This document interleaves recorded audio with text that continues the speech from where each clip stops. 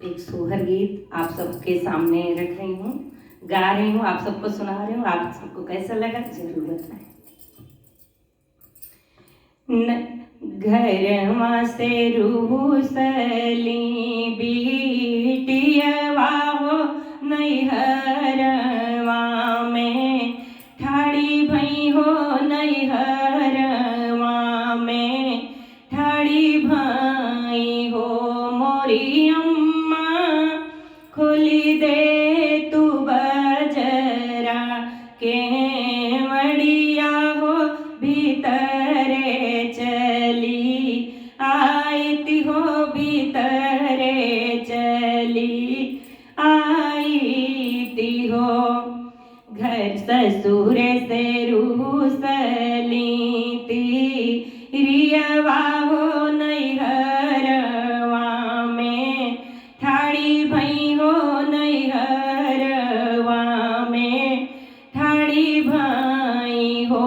मोरी अम्मा खोली दे तू बजरा के मड़िया हो, भीतरे चली आईती हो, भीतरे चली आईती हो। भीतरे से निकली मयरिया होत बेटी से अरज करई, बेटी से पूछन लगी हो, अरे बेटी कवन हो संकट तोहरे जियरा हो, आदि की रतिया आयु हो, आदि की रतिया आयु हो। मोरी बेटी कवन संकट तोहरे जियरा हो, आदि की रतिया आयु हो, आदि की रतिया आयु हो। सासु मोरी कहली बजनिया हो, ननद बोली बोलई हो, ननद बोली बोलई हो। मोरी मैया जे कर बारी बियाही होत घर से निकारई होत, घर से निकारई हो।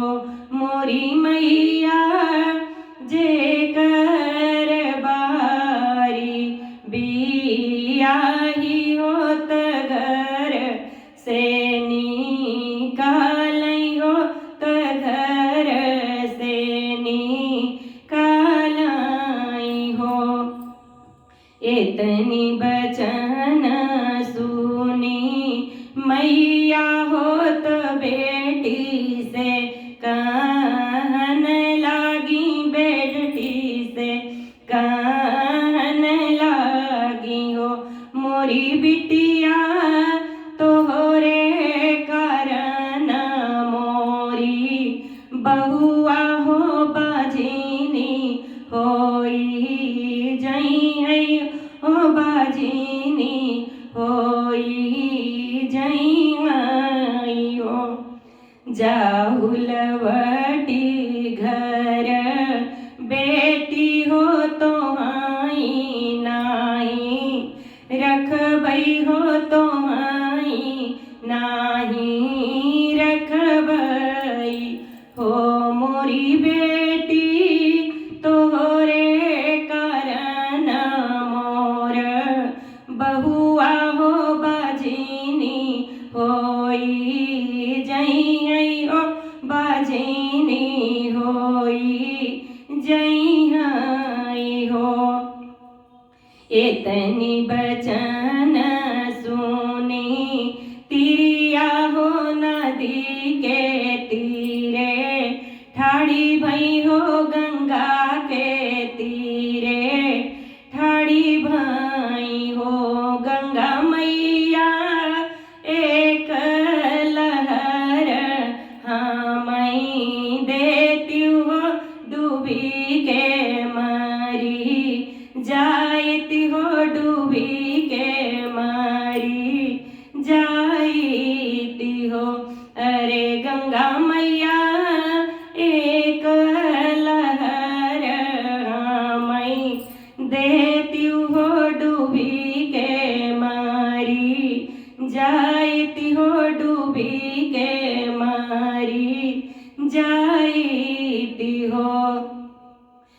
अंदर से निकली गंगा मैया होत बेटी से कहन लागी, बेटी से पूछन लागी हो मोरी बेटी कवन संकट तोहरे जियरा हो हमारे लगे, आयु हो डूबी के मारी, जाब्यू हो डूबी के मारी, जाब्यू हो।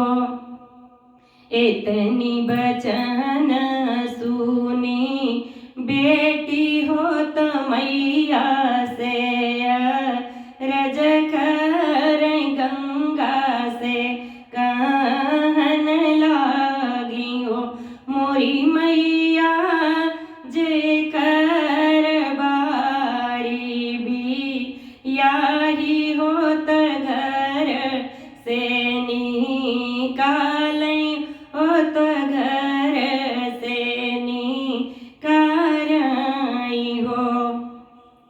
सासु मोर कहली बजनिया हो ननद बोली, बोलै हो ननद बोली, बोलै हो मोरी मैया ई दुख गए नाई, हरवा हो मयरिया नाई, राखै हो मयरिया नाई, राखै हो मोरी मैया ई दुख गए नाई, हरवा हो मयरिया नाई, राखै हो तोहरे लगे, आए हो तोहरे लगे आए हो।